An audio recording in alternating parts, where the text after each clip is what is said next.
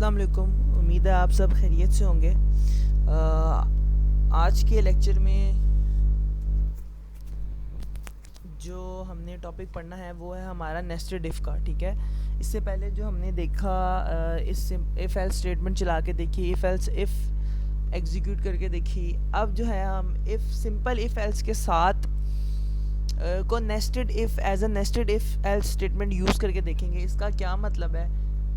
इसका मतलब है कि हम सबसे पहले तो हमें नेस्टेड का मतलब पता करना है ना, कि नेस्टेड का मतलब क्या होता है। नेस्टेड का मतलब होता है नेस्टेड के आगे हम जो भी एलिमेंट लगाते हैं, अगर हम नेस्टेड स्टेटमेंट की बात करते हैं तो उसका मतलब है स्टेटमेंट के अंदर एक और स्टेटमेंट।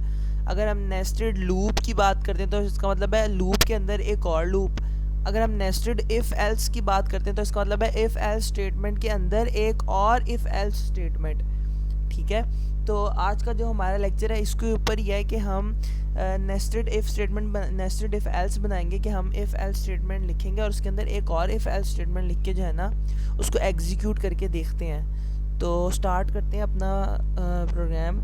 सबसे पहले अगर जिसने तो टर्बो सी प्लस अभी तक इंस्टॉल नहीं किया वो कर ले, मेरी पहली वीडियो देखकर उसको फॉलो करके अच्छी तरह।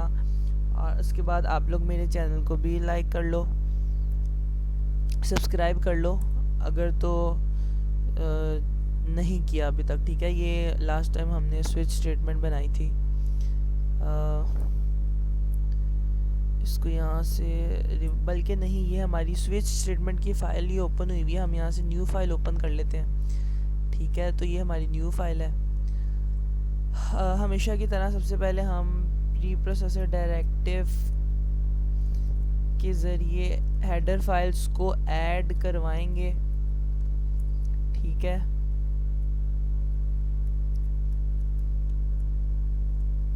हेडर फाइल्स हमारी ऐड हो गई।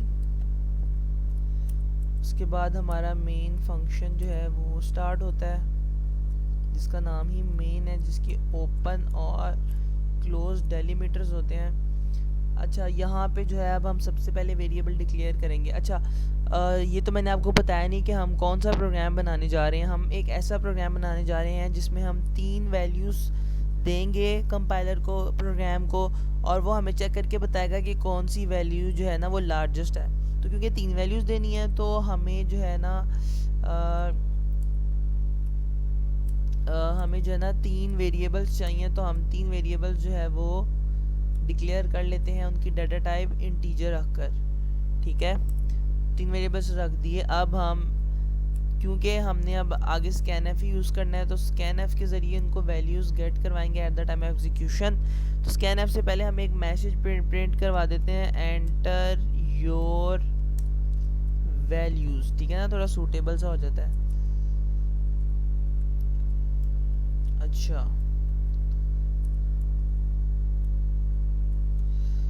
उसके बाद हम अब अपनी स्कैनएफ स्टेटमेंट यूज़ करेंगे।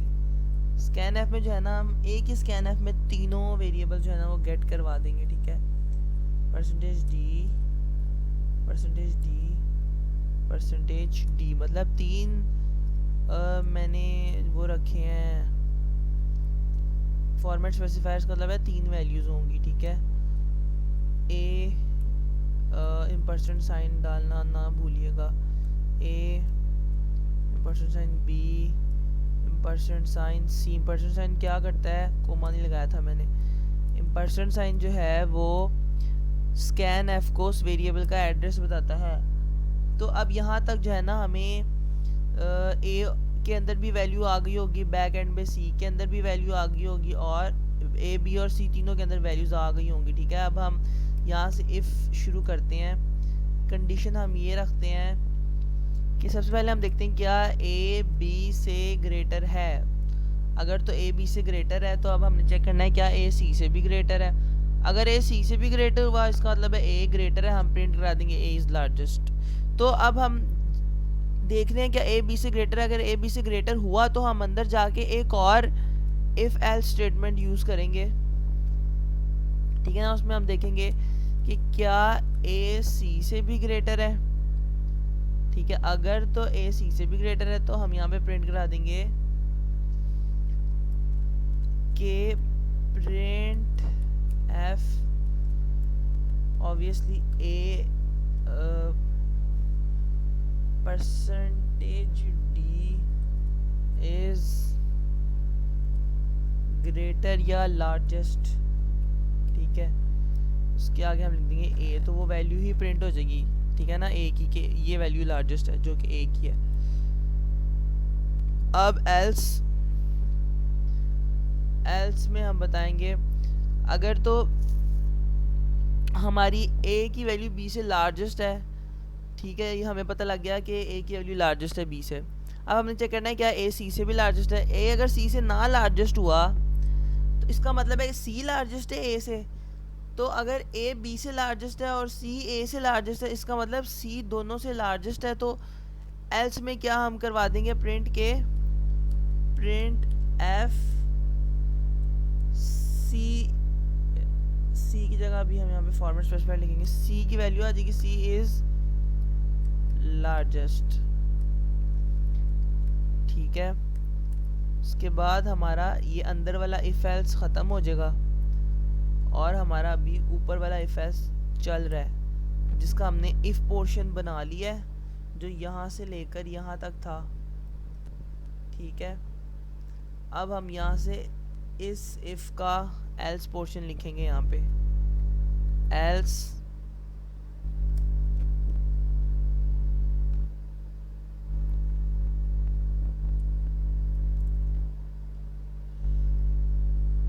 एल्स में अब हम चेक करेंगे क्या अब ये वाली चीज़ें जो हमने देख ली, अगर तो हमारा जो है ना ये ए सी से लार्जेस्ट ना हुआ तो ये वाला पोर्शन तो वैसे ही इग्नोर हो जाएगा सारा और हमारा कंट्रोल एल्स पार्ट में चला जाएगा।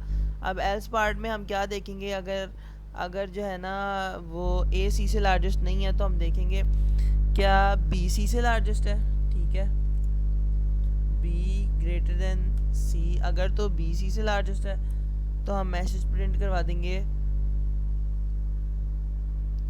सिंपल मैसेज प्रिंट करवा देंगे कि printf b is largest. क्यों? क्योंकि ए तो सी से लार्जेस्ट नहीं है, ठीक है। अगर ए सी से लार्जेस्ट ए बी से लार्जेस्ट नहीं है तो इसका मतलब है कि बी लार्जेस्ट है। अगर बी ए से लार्जेस्ट है तो हमने बस आगे देखना है क्या बी सी से भी लार्जेस्ट है। अगर बी सी से भी लार्जेस्ट है तो हम यहाँ पे मैसेज प्रिंट करवा देंगे बी इज़ लार्जेस्ट, मतलब बी की वैल्यू प्रिंट करवा देंगे, ठीक है। और अगर ये भी ना हुआ, ठीक है, कि बी सी से भी लार्जेस्ट नहीं है, ए बी से लार्जेस्ट नहीं है और बी सी से लार्जेस्ट नहीं है, तो इसका मतलब है सी से कोई भी लार्जेस्ट नहीं है। तो इसका एक सिंपल मतलब ये होगा कि सी लार्जेस्ट है।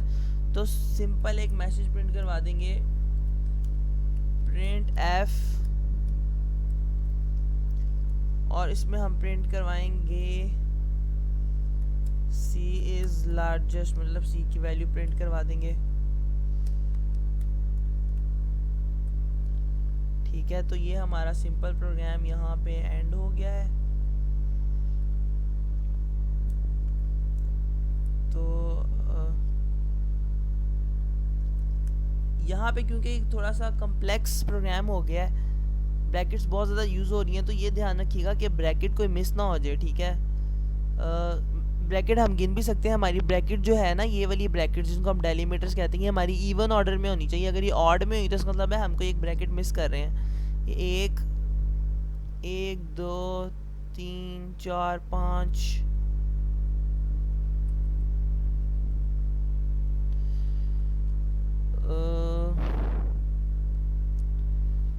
6 7 8, हाँ ठीक है, हमारी ब्रैकेट्स जो हैं वो कंप्लीट है, ठीक है। ये होगी 1 2 3 4 5 6 7 8 9 10, तो 11 नहीं, हमारी ब्रैकेट जो है, मेरी ब्रैकेट ऑड जा रही है, इसका मतलब है मैंने कोई एक ब्रैकेट मिस की है। ये मेरी रही इफ़ की ब्रैकेट यहाँ से लेकर यहाँ तक, यहाँ तक, ठीक है। ये यहाँ पे मैंने एक ब्रैकेट मिस की हुई है, ठीक है। अब मेरी ब्रैकेट जो है वो 12 हो गई है, मतलब इवन हो गई है, इसका मतलब है मैंने अब कोई ब्रैकेट मिस नहीं की। तो ये आप लोग भी ध्यान रखिएगा, ठीक है। अब हम इसको पहले सेव कर लेते हैं। ठीक है, मैं इसको सेव करता हूँ नेस्टेड इफ के नाम से, नेस्टेड इफ डॉट cpp।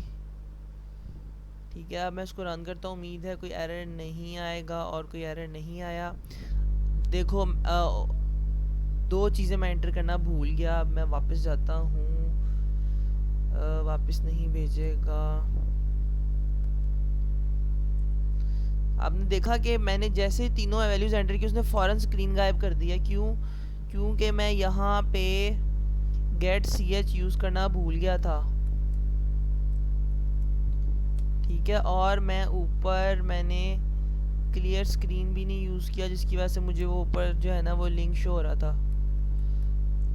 तो अब मैं इसको जो है ना रन करके देखता हूँ, अब मेरी वैल्यूज़ नहीं जाएंगी। ठीक है, 3 वैल्यूज़ देनी है, पहली वैल्यू ए को अलॉट हो जाएगी, दूसरी बी को हो जाएगी, और तीसरी सी को हो जाएगी, और फिर एंड पे वो मुझे बताएगा फ़ौरन बाद तीसरी वैल्यू के कौन सी वैल्यू लार्जेस्ट है। तो मैं पहले एंटर करता हूँ 4, फिर मैं एंटर करता हूँ 6, फिर मैं एंटर करता हूँ 3। तो मैंने ए को दिया 4, बी को दिया 6, सी को दिया 3। तो एंटर किया, उसने मुझे बता दिया 6 इज़ लार्जेस्ट, मतलब कि हमारी बी की वैल्यू लार्जेस्ट है। ठीक है ना, तो ये हमने प्रोग्राम बनाया if else, nested if else से। ठीक है, कि मैंने इफ़ एल्स के अंदर एक और इफ़ एल्स यूज़ किया है, और एल्स के पोर्शन के अंदर भी एक और इफ़ एल्स यूज़ किया है, कि मैं इफ़ एल्स के अंदर 2 इफ़ एल्स यूज़ कर रहा हूँ। ठीक है, मतलब मैं नेस्टेड इफ़ एल्स बना रहा हूँ। तो ये पर्पस होता है नेस्टेड का, और इसमें हमारे पास कोई लिमिटेशन नहीं है कि हम सिर्फ एक इफ एल्स के अंदर एक ही इफ एल्स यूज़ कर सकते हैं। हम तो वो उसको डेप्थ में लेके जा सकते हैं, जितना लेके जाना चाहे। इफ एल्स के अंदर एक और इफ एल्स, उसके अंदर एक और इफ एल्स, जितनी हमारी रिक्वायरमेंट है। ठीक है, तो ये वाला प्रोग्राम ज़रूरी नहीं है सिर्फ हम इफ एल्स से बनाएं, हम और भी स्टेटमेंट्स इसके लिए यूज़ कर सकते हैं। हम स्विच स्टेटमेंट भी यूज़ कर सकते हैं, हम इफ़ एल्स इफ़ भी यूज़ कर सकते हैं इसके लिए। ठीक है, तो आज के लिए इतना काफ़ी है। उम्मीद है आप लोगों का कॉन्सेप्ट क्लियर हो गया होगा। ठीक है, अगर आप लोगों को ये वीडियो अच्छी लगी है तो आप इसको लाइक भी कर दो, और अगर तो मेरा चैनल अभी तक सब्सक्राइब नहीं किया तो उसको सब्सक्राइब भी कर दो। Thank you so much.